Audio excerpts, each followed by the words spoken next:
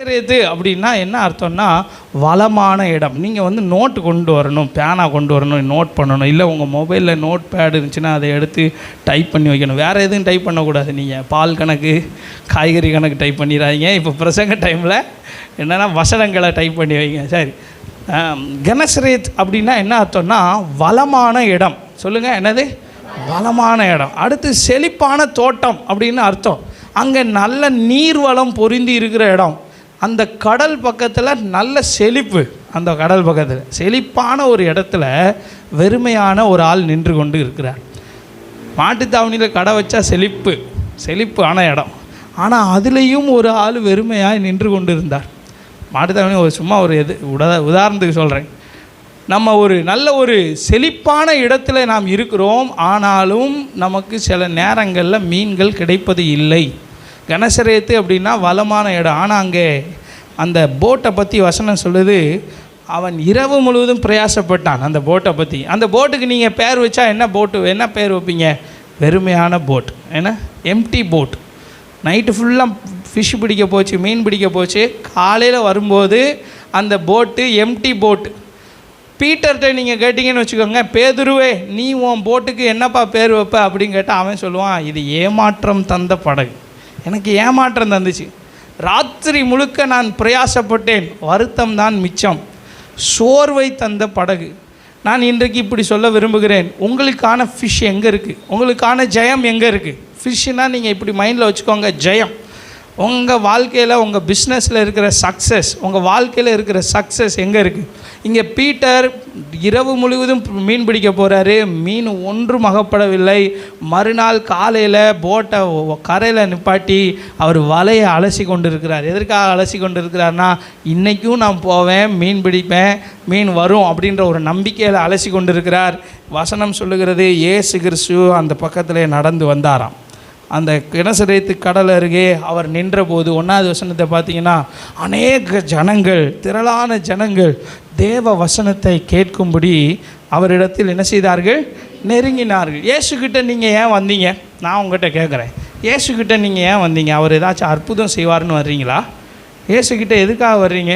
நீங்கள் மரியாள்கிட்ட கேட்டால் மரியாள் சொல்லுவா, அவரிடத்தில் நல்ல பங்கு இருக்கிறது. என்ன தெரியுமா நல்ல பங்கு? அவர் பாதத்தருகே உட்கார்ந்து அவருடைய வசனத்தை கேட்பது நமக்கு கிடைத்த பாக்கியம். ஆமென் சொல்லுங்களேன். நிறையா கூட்டம் இயேசுவை பின்பற்றினார்கள். இயேசு எங்கே போனாலும் சாப்பாடு போடுறாரா, சாப்பாட்டுக்காக வருகிற கூட்டம். இயேசு எங்கே போனாலும் அற்புதம் செய்கிறார், அற்புதத்துக்காக வருகிற கூட்டம்.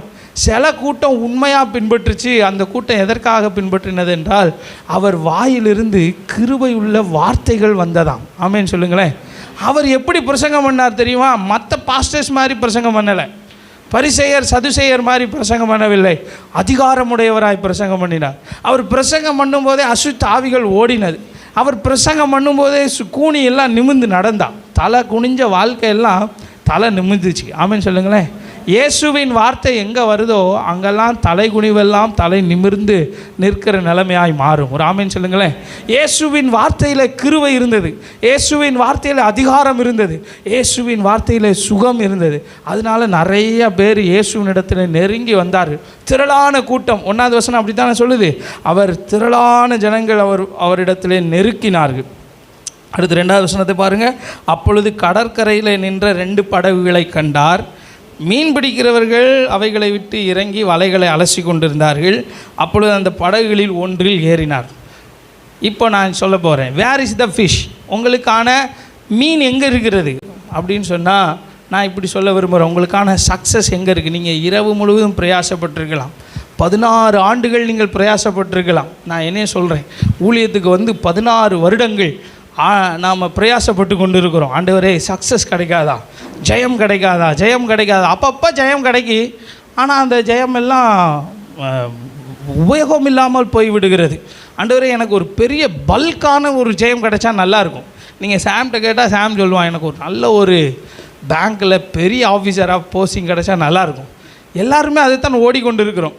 சரத்து கேட்டால் சொல்லுவார், எனக்கு ஒரு பெரிய ஆர்டர் கிடைச்சா நல்லாயிருக்கும் பாஷை, ஒரு பெரிய பல்க் ஆர்டர் கிடைச்சி பெரிய கான்ட்ராக்ட் பண்ணால் நல்லாயிருக்கும். அதை தான் நாம் தேடி கொண்டு இருக்கிறோம். இன்றைக்கி நான் சொல்ல போகிற என்னுடைய முதல் குறிப்பு, நீங்கள் பேனா வச்சுருந்தால் நோட் பண்ணிக்கோங்க, give the room to Jesus. Give the space to Jesus. இயேசுவுக்கு இடம் கொடுங்கள், உங்களுக்கு மீன் கிடைக்கும்.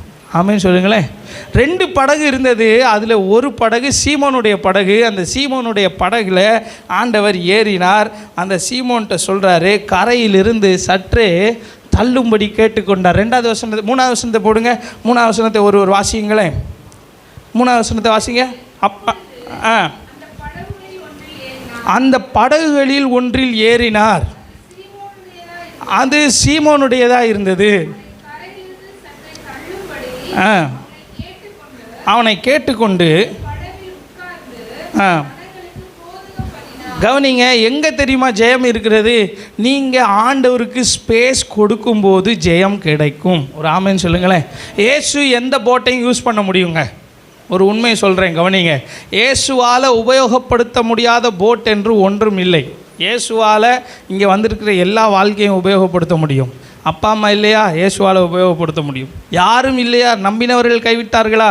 அந்த படகையும் இயேசுவால் உபயோகப்படுத்த முடியும். இந்த பேதுருவோடைய படகுக்கு அவன் பெயர் வச்சுருப்பான், வெறுமையான boat, empty boat, disappointed boat, எனக்கு சோர்வை தந்த போட். ஆனால் இந்த போட்டை இயேசு உபயோகப்படுத்தினார். நான் உங்களுக்கு சொல்லுகிறேன், இயேசுவால் உபயோகப்படுத்த முடியாத பொருள் என்று ஒன்றுமே இல்லை. ஆமென் சொல்லுங்களேன். ஆண்டவருடைய ராஜ்யத்தில் யூஸ் அண்ட் த்ரோ அப்படின்னு ஒன்றும் கிடையாது. நாம் இப்போ காஃபி குடிச்சிட்டு என்ன செய்வோம்? Use and throw. சில மனுஷங்க நம்மளை என்ன செய்வாங்க? Use and throw. They will throw you. ஆண்டவர் உங்களை த்ரோ பண்ண மாட்டார். ஜனங்க உங்களை த்ரோ பண்ணி விடுவார்கள். இயேசு அந்த போட்டுக்கு வந்த உடனே போட்டை ஆண்டவர் சொல்கிறார், கொஞ்சம் தள்ளு அப்படின்ன உடனே சீமோன் இப்படி சொல்லலை, நானே வெறுப்பில் இருக்கேன், என் வாழ்க்கையில் விளையாடாதீங்க அப்படிலாம் சொல்லலை. அவன் கொஞ்சம் தள்ளினான். அப்போஸ்தலனாகிய பவுலை பாருங்கள். ஆண்டவராகிய தேவன், ஆண்டவராகிய இயேசு கிறிஸ்து அவனை சந்தித்தார். அவன் தமஸ்குவை நோக்கி ஓடிக்கொண்டிருக்கிறான். அப்போஸ்தலர் நடவடிக்கைகள் 9ஆம் அதிகாரம் 6வது வசனத்தில் ஒரு ஒளி அவனை சந்திக்கிறது. அவன் கீழே விழுந்த உடனே அவன் சொல்லுகிறான், நீ துன்பப்படுத்துகிற இயேசு நானே அப்படின்னு இயேசு சொன்ன உடனே அவன் என்ன சொன்னான் தெரியுமா? ஆண்டவரே, நான் என்ன செய்ய நீர் சித்தமாக இருக்கிறீர். ஆண்டவருக்கு ஸ்பேஸ் கொடுக்குறதுனா என்ன தெரியுமா? ஆண்டவரே, நான் என்ன செய்யணும் ஆண்டவரே அப்படின்னு கேட்குறது. ஒரு ஆமென் சொல்லுங்களேன். இங்கே பீட்டர் கேட்டதா தெரியல, ஆனால் பீட்டர் சைலண்ட்டாக ஆண்டவர்கிட்ட கேட்டிருப்பான், ஆண்டவரே நான் என்ன செய்யணும், கொஞ்சம் உள்ளே தள்ளுப்பா, நான் நல்லா நின்று பிரசங்கம் பண்ணி கொண்டிருக்கிறேன். ஒரு ஆமென் சொல்லுங்களேன். உங்கள் வாழ்க்கையில் சில ஸ்பேஸ் கடவுளுக்கு கொடுக்க ஆரம்பியுங்கள், ஆண்டவருக்கு கொடுங்கள். ஆண்டவர் உங்கள் ஸ்பேஸை பயன்படுத்த விரும்புகிறார். உங்கள் எம்டிடு போட்டை, உங்கள் காலியான படகை இயேசு பயன்படுத்துவார். நீங்கள் எப்போ ஆண்டவருக்கு ஸ்பேஸ் கொடுக்குறீங்களோ அப்பொழுது உங்கள் படகு நிரம்ப ஆரம்பிக்கும். ஒரு ஆமென் சொல்லுங்களேன். மதர் மேரியை பற்றி நம்ம வசனத்தில் பார்க்கிறோம். மேரியின் இடத்துல ஒரு தூதன் சொல்கிறான். என்ன சொல்கிறான்?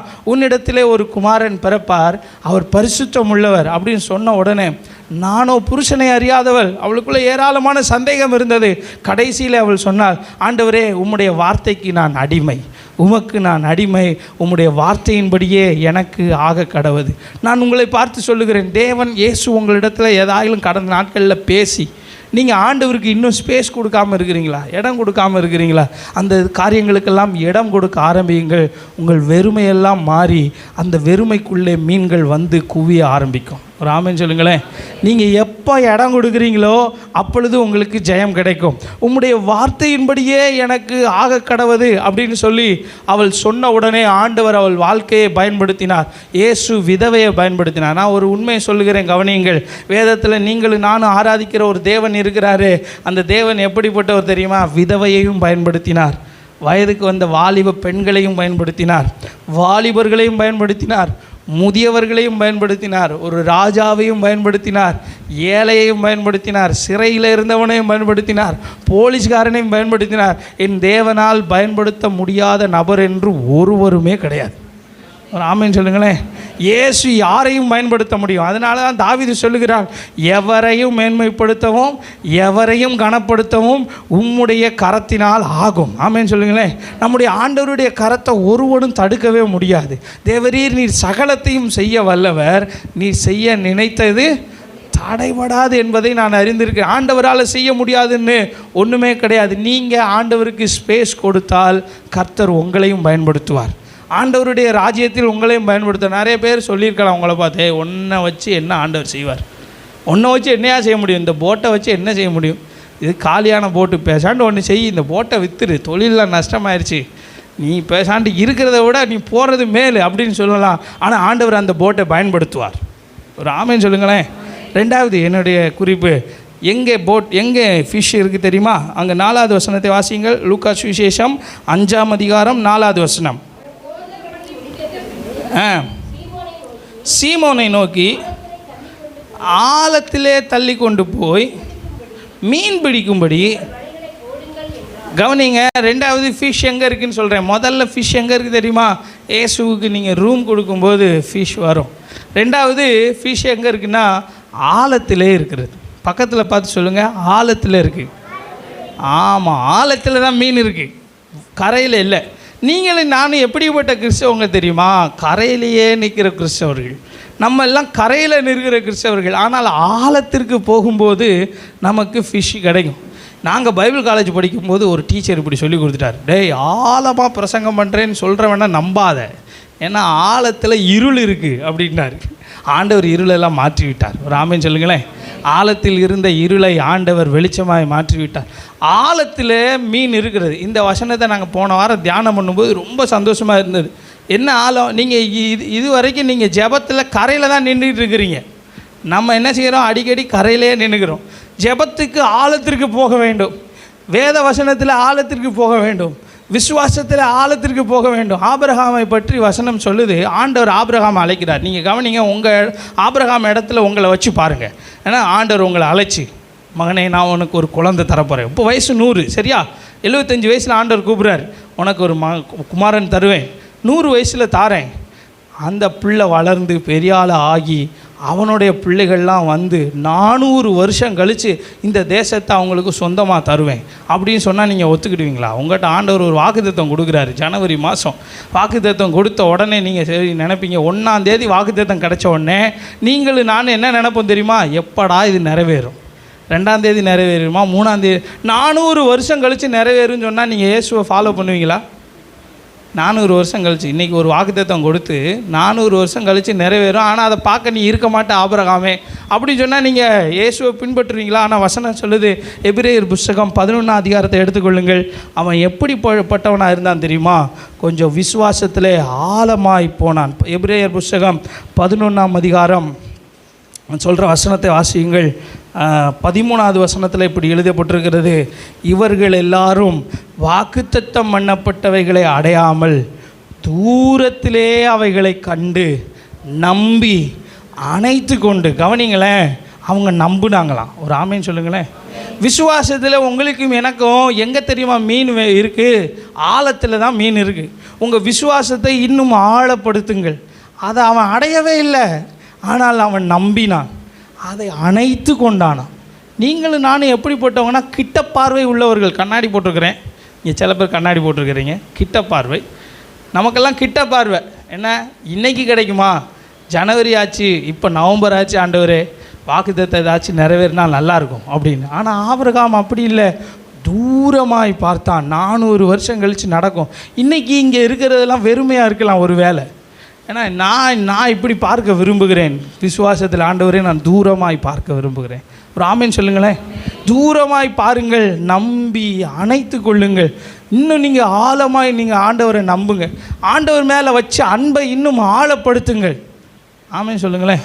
அதுக்கு என்ன செய்யணும் தெரியுமா? அவரோட நல்ல நேரம் செலவு பண்ணுங்கள். Spend the quality time with your master. உங்கள் ஆண்டவர் கூட நல்ல குவாலிட்டியாக டைம் ஸ்பெண்ட் பண்ணுங்கள். கல்யாணம் ஆன புதுசில் ஏன்னா கணவன் மனைவி 2 பேரும் ரொம்ப நேரம் பேசுவாங்க. பேசி சண்டை வரும், அது வேறு கேஸு சரியா, அதை விட்டுருங்க. ஆனால் ஏன் அப்படின்னா ஒருத்தரை பற்றி அறிந்து கொள்ள உங்கள் ஆண்டவர் மேலே நீங்கள் வச்ச அன்பு இன்னும் ஆழப்படுத்துங்கள். அவரிடத்தில் நேரம் செலவு பண்ணுங்கள். 10 நிமிஷம் ஜெபம் பண்ணுற ஆள் 20 நிமிஷம் ஜெபம் பண்ண ஆரம்பிங்க. அவருடைய வசனங்களை தியானம் பண்ணுங்கள், வசனத்தை கேளுங்கள். ஆழத்திலே உங்களுக்கான ஃபிஷ் இருக்கிறது. ஆழம் என்று சொல்லும்போது இன்னொரு பக்கத்தில் நான் இப்படி சொல்கிறேன், அது வெரி ரிஸ்கி பிளேஸ். கவனிங்க எல்லாரும், கரையில் இருந்தால் கூட நீங்கள் வேகமாக வந்துடலாம். ஏதாச்சும் ஒரு பிரச்சனை யாராவது சவுண்டு கொடுக்காம வந்துடலாம். ஆழமாய் போய்விட்டால் வருவது கஷ்டம், ரிஸ்கி பிளேஸ். உங்களை பார்த்து கேட்கலாம், நீ ஏன் இயேசுவை கும்பிடுற, ஏன் இயேசு பின்னாடி போகிற, ஏன் அந்த சர்ச்சுக்கு போகிற, இது வந்து வெரி ரிஸ்க் தான். ஆனால் ஆண்டவர் சொல்கிறாரு, நீ மீன் பிடிக்கும்படி உன் படகுகளை ஆழத்திலே தள்ளி கொண்டு போய் வலைகளை போடுங்கள். ஆமேன்னு சொல்லுங்களேன். அது ஒரு ரிஸ்க்கு தான். இயேசு பின்னாடி போகிறது என்றைக்குமே ரிஸ்க்குங்க. நான் இப்படி சொல்கிறேன், பரிசுத்த ஆவியினால் நடத்தப்படுவோமானால் நமக்கு என்றைக்குமே ரிஸ்க் எடுத்துக்கொண்டே இருப்போம். ஆண்டவர் தாவீதுகிட்ட சொல்கிறாரு, நீ போடா அப்படின்னு சொல்கிறாரு. அவங்க அப்பா போய் சாப்பாடு கொடுக்க போக சொல்கிறாரு. சாப்பாடு கொடுக்க போன ஆள் திடீர்னு ஆழத்துக்கு போயிட்டார். எந்த ஆழத்துக்கு போயிட்டார்? போர்க்களத்தின் ஆழத்துக்கு போயிட்டார். போர்க்களத்தில் என்ன நடக்குதுன்றதை கவனமாக கவனிக்கிறான், ரிஸ்க் எடுக்கிறான். அவனுக்கு முன்பாக கோலியாத் பெரிய உயரமாக நின்று கொண்டு இருக்கிறான். அவன் சொல்கிறான், உன் மாம்சத்தை பிச்சு ஆகாயத்து பறவைகளுக்கு இன்றைக்கி நான் போட்டுருவேன், வாடா என் பக்கத்தில் அப்படின்றான். கோலியாத்துக்கு முன்னாடி தாவீது ரொம்ப குட்டி பையன், ஆனால் தாவீது ரிஸ்க் எடுத்தான். ரிஸ்க் எடுக்காவிட்டால் உங்கள் வாழ்க்கையில் மீன் கிடைக்காது. கம்ஃபர்ட் ஜோனில் இருக்கிற வரைக்கும் நமக்கு மீன் கிடைக்க போகிறதே இல்லை. வாலிபர்களுக்கு சொல்கிறேன், நீங்கள் ரிஸ்க் எடுத்து படிக்க ஆரம்பிக்கணும். ரிஸ்க் எடுக்கணும் எல்லா விஷயத்துலேயுமே. படிப்பில் ரிஸ்க் எடுக்கணும், எதிர்காலத்தில் ரிஸ்க் எடுக்கணும். நீங்கள் ரிஸ்க் எடுக்கலைன்னா உங்களுக்கான ஃபிஷ் கிடைக்காது. நீ கரையிலே நின்றுக்கிட்டு இருந்தேன்னா வலையை அலசிக்கிட்டே இருக்க வேண்டியதான். கரையில் நிற்கக்கூடாது. பக்கத்தில் பார்த்து சொல்லுங்கள், கரையில் நிற்காது. ஆமேன். ஆழத்துக்கு தள்ளி கொண்டு போ.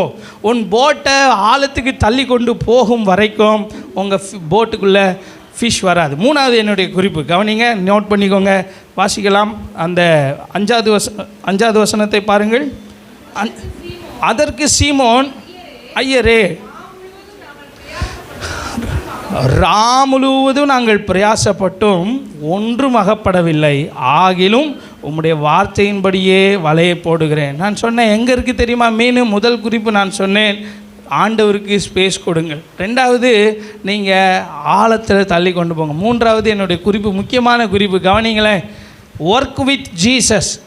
இயேசு கூட சேர்ந்து வேலை செய்யுங்க. பக்கத்தில் பார்த்து சொல்லுங்கள், இயேசு கூட சேர்ந்து வேலை செய்யுங்க. ஆனால் நீங்கள் தனியாக வேலை செய்யாதீங்க. பீட்டர் பண்ண தப்பு என்ன தெரியுமா? பேதுரு பண்ண தப்பு என்ன தெரியுமா? நாள் தனியாக போய் மீன் பிடிச்சது. ஏன்னா நிறையா நேரம் நீங்களும் நானும் நம்ம போட்டு எம்டியாக இருக்கிறதுக்கு ரீசன் என்ன தெரியுமா? நம்ம பர்ஸு காலியாக இருக்கிறதுக்கு ரீசன், நம்முடைய பிஸ்னஸ் காலியாக இருக்கிறதுக்கு ரீசன் என்னென்னா, தனியாக போய் மீன் பிடிச்சோம். நாம் நினச்சிக்கிட்டோம் ஏசு இதிலெல்லாம் எக்ஸ்பர்ட் கிடையாது. ஏசு யார்? கார்பெண்டர். ஏசு யார்? கார்பெண்டர். அவர் தச்சர். அவருக்கு அதுதான் தெரியும். ஆண்டவரே, என் ப்ரொஃபஷன் என்ன தெரியுமா?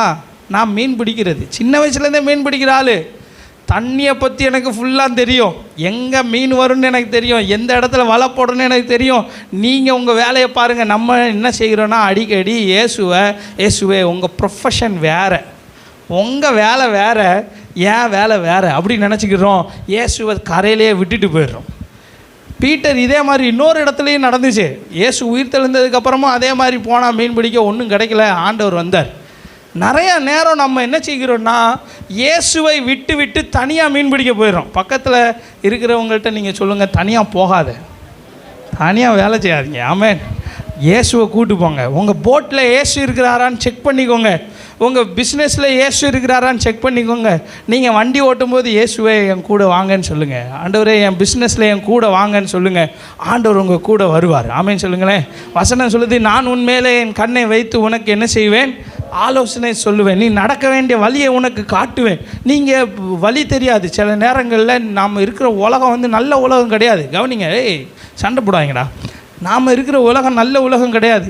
வசனம் சொல்லுது, கோணலும் மாறுபாடுமான சந்ததி, க்ரூக்கட் ஜெனரேஷன். அவன் சிந்தனை எல்லாமே க்ரூக்கடாக தான் சிந்திக்கிறான், மாறி மாறி தான் சிந்திக்கிறான். அப்படிப்பட்ட சந்ததி மத்தியில் நீங்களும் நானும் அப்பாவியாக பிஸ்னஸ் ஆரம்பிக்கும்போது நம்மளை என்ன செய்வாங்கன்னா, அவன் கவுத்தி விட தான் வழி பார்ப்பான். நான் ஒரு வீடியோ கிளிப் பார்த்தேன். அதில் ஃப்ரெண்ட்ஸை பற்றி சொல்கிறாங்க. ஃப்ரெண்ட்ஷிப்புக்கு பின்னாடி செயல்படுகிற ஒரு அசுத்த ஆவி. அவங்க கை தட்டுவாங்களாம் நமக்கு முன்னாடி, சூப்பர் நண்பான்னு. ஆனால் உள்ளுக்குள்ளே ஜலசி இருக்குமா, பொறாமல் இருக்குமா. இவன் மேலே வந்துடக்கூடாது, எப்படினாலும் நம்மளுக்கு கீழே இருந்துடணும் அப்படி சொல்லியிருப்பாங்க. நீங்களும் நானும் இருக்கிற உலகம் மோசமான உலகம். ஸோ நமக்கு யார் தேவை தெரியுமா? இயேசு தேவை. நம்ம போட்டில் இயேசு தேவை. ஆமென் சொல்லுங்களேன்.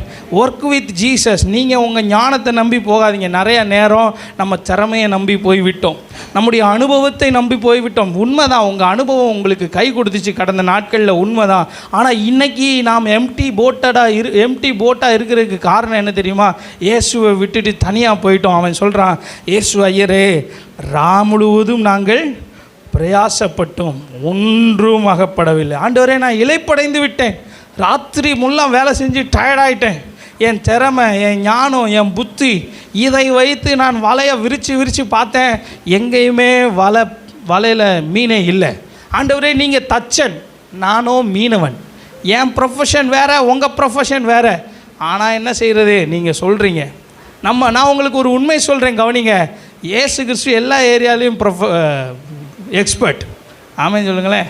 ஐயா ஆல் ஏரியாவிலையும் என்ன ப்ரொஃபஷன், அவர் நல்ல என்ன சொல்கிறது, எக்ஸ்பர்ட். பவுல் சொல்கிறாரு, நான் நட்டேன், அப்பல்லோ நீர் பாய்ச்சினார், தேவனோ விளைய செய்தார். அதுக்கு கீழே வசனத்தில் போட்டிருக்கு, விளைய செய்கிற தேவனாலே எல்லாம் ஆகும். ஆமேன்னு சொல்லுங்களேன். இயேசுவால் என்ன செய்ய முடியும்? நீங்கள் நினச்சிக்கிறீங்க நான் தான் விதைச்சேன், நான் தான் தண்ணி ஊற்றுனேன். இன்னும் இயேசுவால் விதைக்கவும் முடியும், இயேசுவால் தண்ணி ஊற்றவும் முடியும், இயேசுவால் விளைய செய்யவும் முடியும். எல்லாம் செய்ய அவரால் முடியும். வசனம் சொல்லுகிறது, இயேசு ஒரு இடத்துல சொன்னார், தேவனால் கூடாத காரியம் ஒன்றும் இல்லை. உங்கள் ப்ரொஃபஷன் பற்றி ஆண்டவருக்கு தெரியுங்க. அவர்கிட்ட ஞானம் கேளுங்க.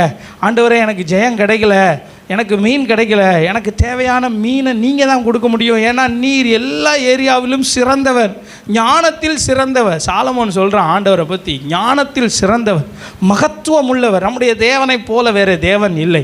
நீங்களும் நானும் தனியாக போய் வேலை செஞ்சு நாம் சோர்ந்து போய் விட்டோம். இப்பொழுது நமக்கு ஒரு நேரம், அருமையான நேரம் என்ன தெரியுமா? இயேசு கூட சேர்ந்து வேலை செய்வது. அங்கே இயேசு சொல்லுகிறார், நீ வலையை போடு அப்படின்னு சொன்னோடனே அவன் என்ன சொல்கிறான்? 5ஆம் வசனத்தின் பின்பகுதி சொல்லுது, ஆகிலும் உம்முடைய வார்த்தையின்படியே வலையை போடுகிறேன். ஜோசப் அப்படின்னு ஒருத்தர் இருந்தான் பழைய ஏற்பாட்டில், கவனிங்க, ஆதியாகமம் புஸ்தகத்தில். அவன் சிறைச்சாலைக்கு போகிறான், போர்த்திபார் வீட்டுக்கு போகிறான். அவன் போகிற எல்லா இடத்திலும் வசனம் சொல்லுது, கர்த்தர் அவனோடு கூட இருந்தார். ஆமென் சொல்லுங்களேன். அவன் செஞ்ச வேலையில் கர்த்தர் அவனோடு கூட இருந்தார். அதனால் அவன் செய்த காரியங்கள் வாய்த்தது, அவனுக்கு மீன் கிடைச்சது, அவனுக்கு சக்ஸஸ் கிடைச்சது. நீங்கள் தனியாக போய் வேலை செய்யாதீங்க, சோர்ந்து போயிடுவீங்க. உங்கள் ப்ரொஃபஷனில் தனியாக போகாதீங்க, உங்கள் வாழ்க்கையில் தனியாக நீங்கள் போயிடாதீங்க.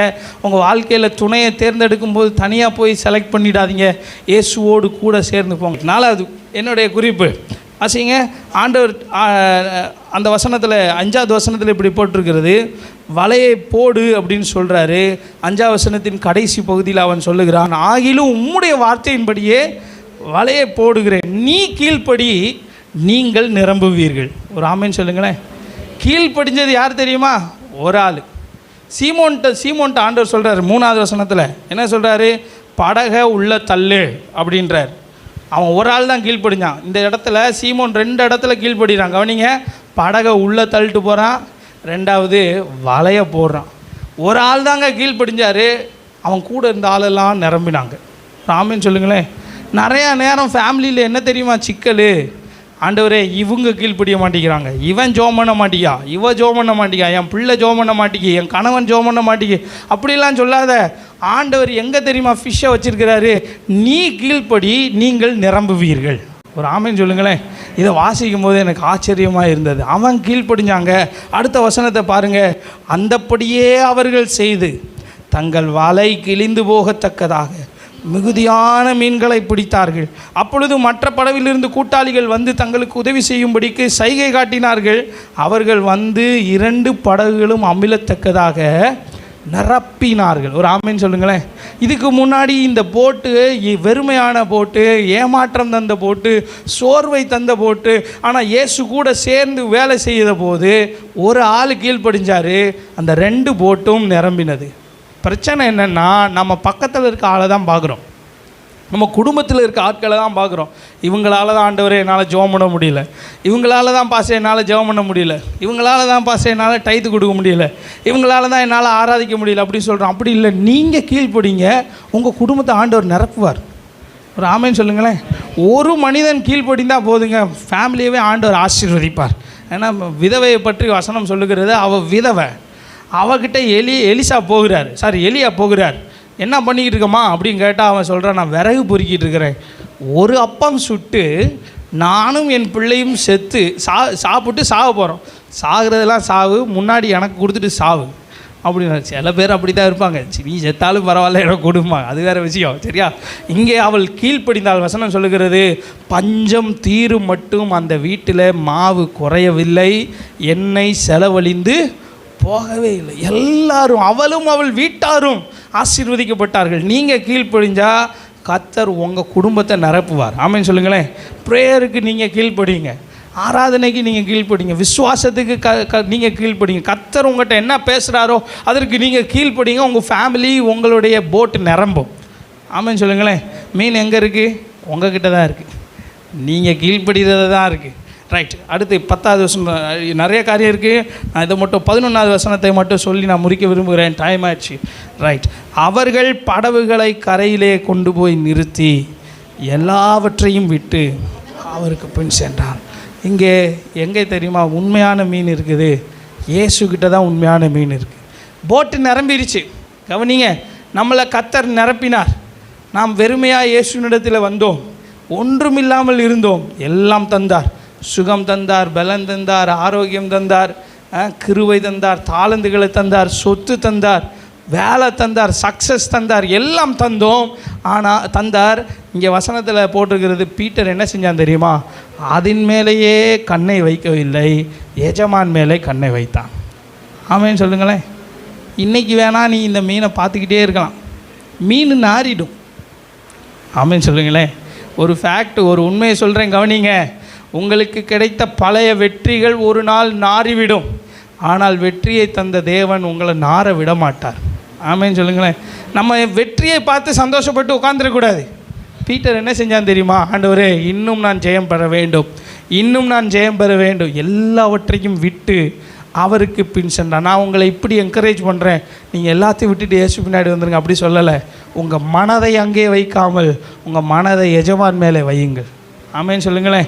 அவருக்கு தெரியும் ஃபிஷ் எங்கே இருக்குதுன்னு சொல்லி. இன்றைக்கி ஃபிஷ் அங்கே கிடச்சிச்சு, நாளைக்கு கிடைக்குமா? அது இயேசுக்கு தான் தெரியும். ஆமென் சொல்லுங்களேன். எங்கே ஃபிஷ் இருக்குதுன்னு இயேசுக்கு தெரியும். அவரை பின்பற்றுங்கள். ஆண்டவர் புது புது ஃபிஷ்ஷு கொடுப்பார்.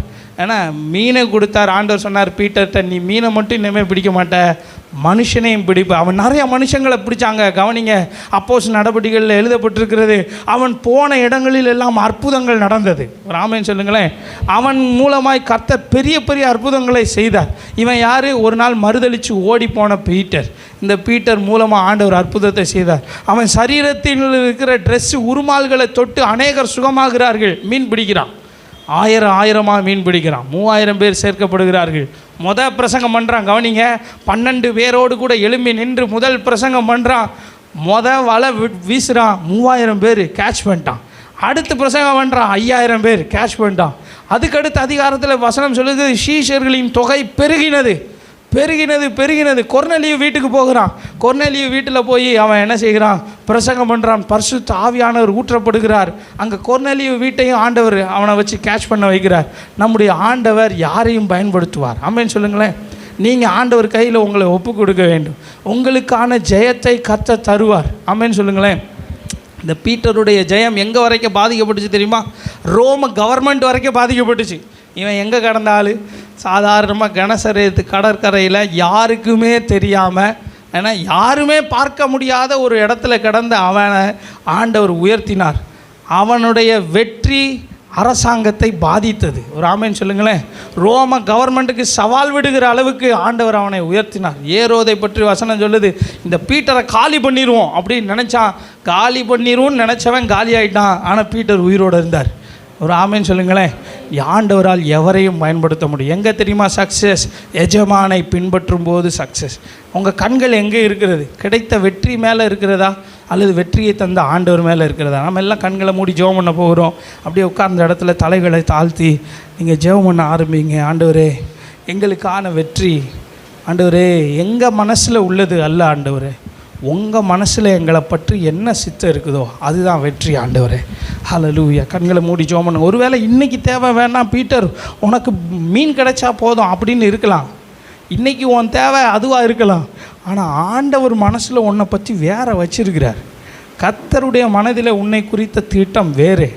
ஹல்லேலூயா. நீ மீன்களை மட்டுமல்ல மனிதர்களை பிடிக்கிறவனாய் மாறுவாய். மனிதர்களை பிடிக்கிறவனாய் மாறுவாய். ஆண்டவரே உமக்கு ஸ்தோத்திரம். வலது கரத்தை உயர்த்தி ஜெபம் பண்ணுங்க. ஆண்டவரே என் வாழ்க்கையில் நீர் வாரும். ஆண்டவரே என்னுடைய வாழ்க்கையில் ஒரு ஸ்பேஸ் உமக்காக க்ரியேட் பண்ணி தாரேன். ஆண்டவரே முதன்மையான இடமா இருக்கணும். ஆண்டவரே உங்களை ஓரமாக நான் வைத்து விடக்கூடாது. ஹல்லேலூயா. ஆண்டவரே உமக்கு ஸ்தோத்திரம். ஆண்டவரே நான் முதன்மையான இடத்துல உங்களை நான் வைக்கிறேன். ஆண்டவரே ஆழத்துக்கு தள்ளி கொண்டு போக ரிஸ்க் எடுக்க விரும்புகிறேன். ஆண்டவரே ஆழத்தில் எனக்கான மீன்களை நீர் வைத்திருக்கிறீர்.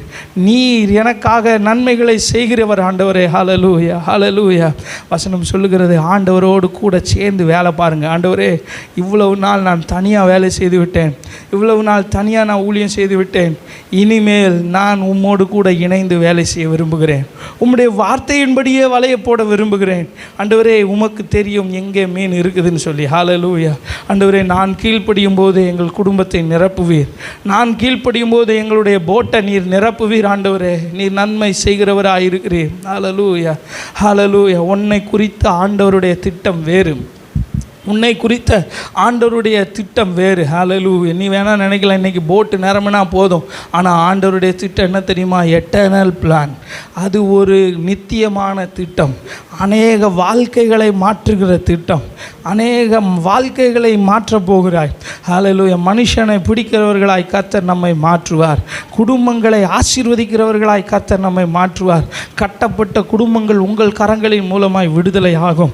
ஆண்டவர் ஏற்ற நேரத்தில் அதை பயன்படுத்துவார். உருவாக்கி இந்த பீட்டரை உருவாக்கி ஆண்டவர் பயன்படுத்தினார்.